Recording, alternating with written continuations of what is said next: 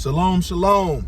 In today's message, I'm going to be talking about something that there's often not a space for this to be talked about openly. You know, there's a lot of shame that comes with, talking about it. And what we're talking about today is the spiritual warfare that goes on in a relationship when a man tries to get his house in order. Let's talk about it.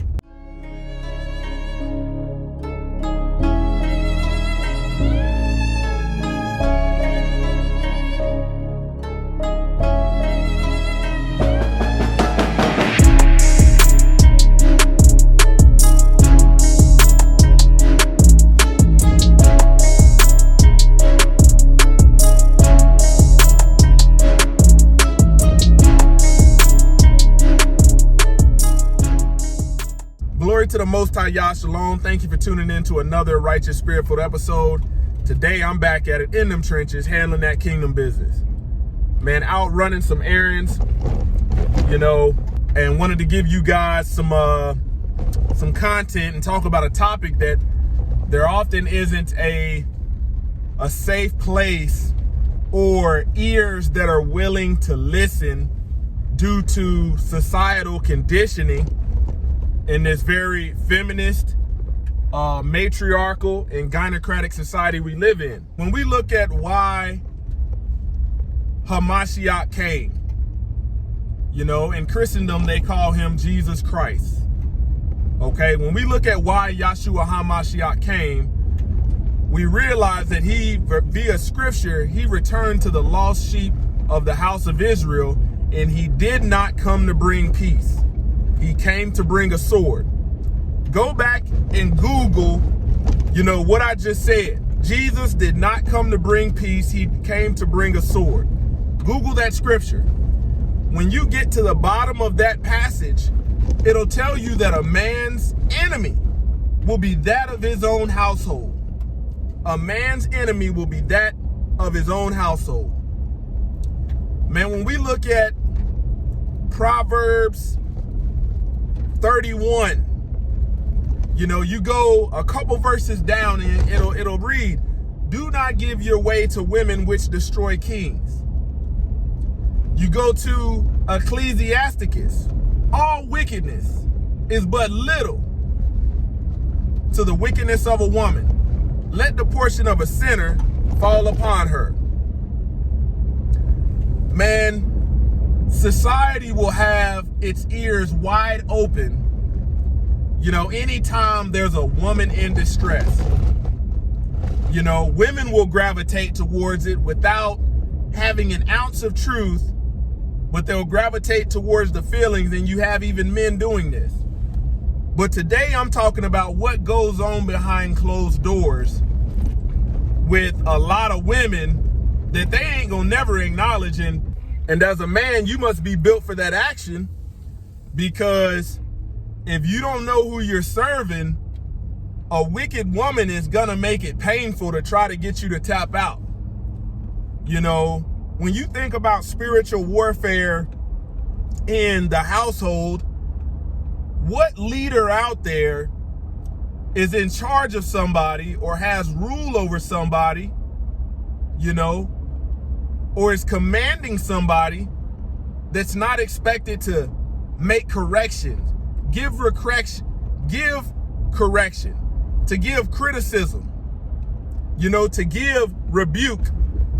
Oftentimes, this is why a lot of people struggle in leadership, because they don't want to do that. People are good at barking orders and doing that, but man, you have to be built for that action to give correction. A lot of men get scolded the first time they try to give a woman correction, and that strays them away from doing it, the rest of their life. They just let these women get away with murder, when the word tells us that's not what we're supposed to do. In Ecclesiasticus, it says, "If she will not go the way that you will have her go, cut her off from your flesh, give her a bill of divorce." You can read all throughout the scripture. It always talks about a man giving a woman a bill of divorce. Anytime you see bill of divorce, it's a man giving a woman a bill of divorce. I'll even add, it's not even lawful for a woman to divorce her husband. Behind closed doors, when that woman that presents herself vain in beauty, fake and false, presenting herself, being a chameleon in one way, when you get her behind closed doors and you're telling her about her actions, brothers, this is a nightmare a lot of men don't want to deal with. And like I said, if you don't know who you're serving, if you don't know who your master is, who you're following, you're going to end up bowing down to women. How many times have we seen women air a man out? Try to wreck a man, being spiteful, all because they didn't get their way, all because a man gave correction. I'll tell you, I've experienced, money being taken out of the account, and they'll be like, oh, I was just playing, I wasn't gonna do nothing. Bullshit. Women will call up to your job.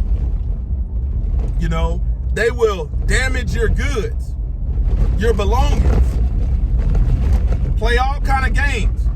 If they got access to anything, any kind of passwords or anywhere that you've granted them access, they're gonna play games. They're gonna play games. Soon as that correction comes, brothers, you need to be ready for the games to be played, because they're gonna be played.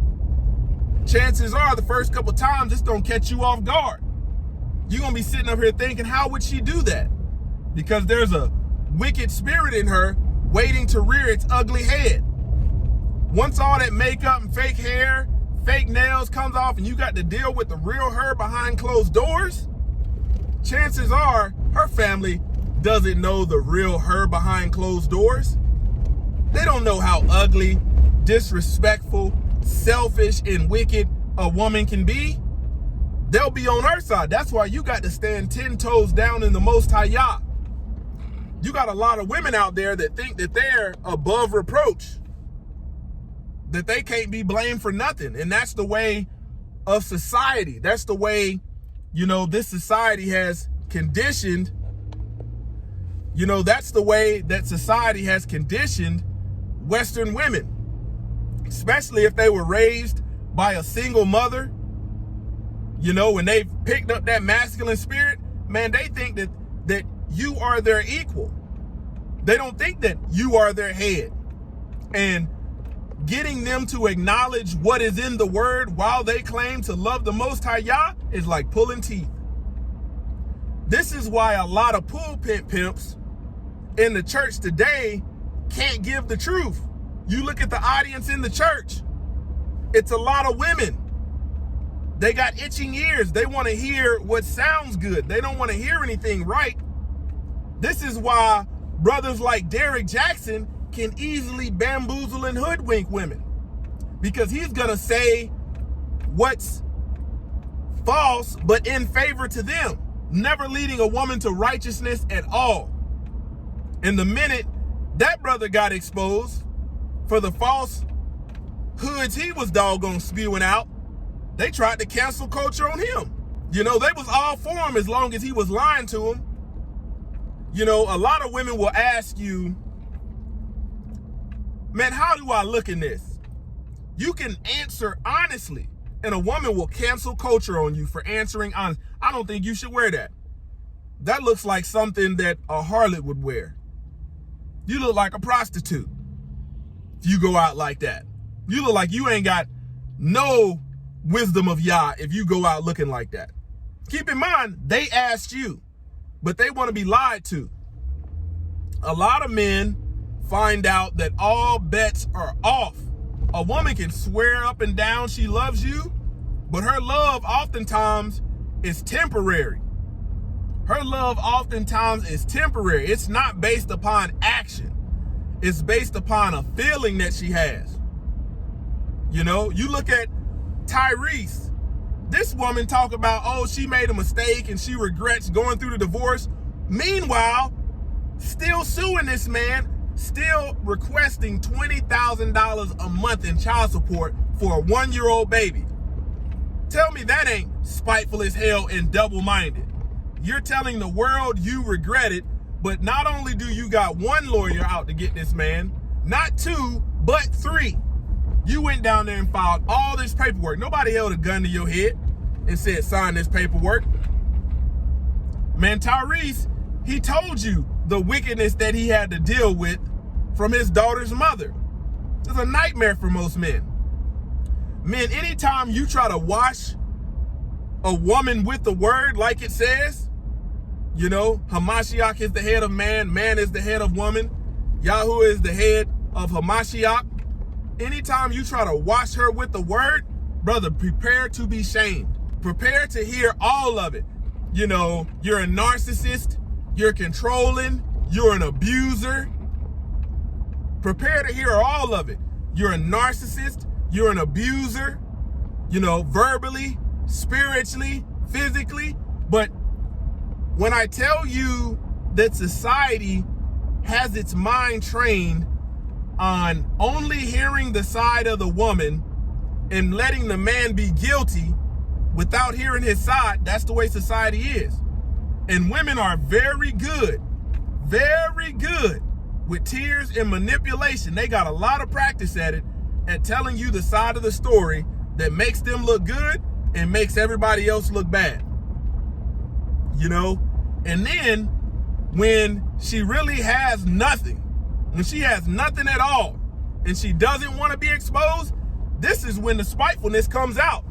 This is when she'll try to cancel culture, try to take all you have, therefore she can validate you being a deadbeat. Well, look at him now.